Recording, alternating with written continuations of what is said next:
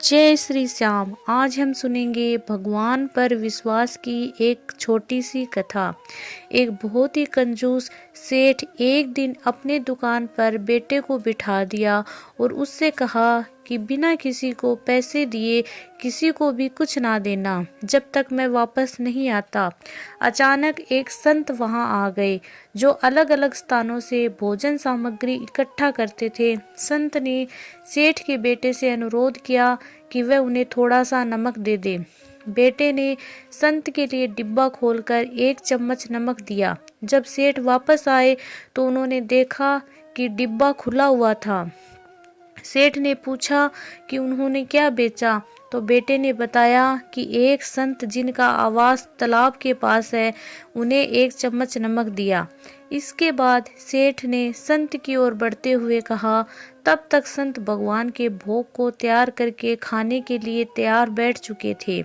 सेठ ने दूर से ही बोला, महाराज, आपके लाए गए नमक में जहरीला पदार्थ है, कृपया इसे ना खाएं। संत ने कहा, सेठ जी, मैंने नमक को भोजन में मिला दिया है और प्रभु को भोग लगा दिया है, इसलिए अब मुझे भी खाना अनिवार्य है।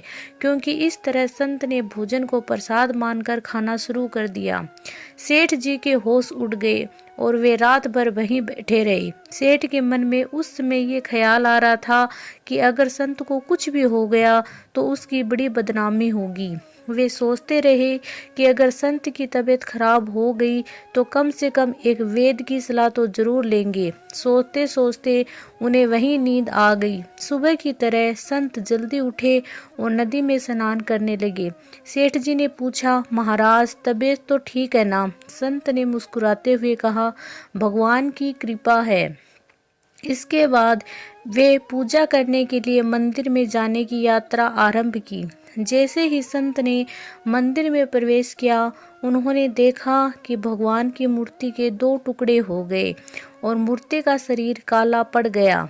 इस दृश्य को देखकर सेठ को सब कुछ समझ में आ गया कि भक्त के अटल विश्वास के कारण भगवान ने भोजन के रूप में जहर को स्वयं अपने अवतार में ग्रहण कर लिया और उसे भक्त के रूप में प्रसाद में स्वीकार किया। इस घटना के बाद सेठ ने तुरंत अपने बेटे को दुकान की जिम्मेदारी सौंप दी और स्वयं संत की शरण में भगवान की भक्ति करना शुरू कर दिया।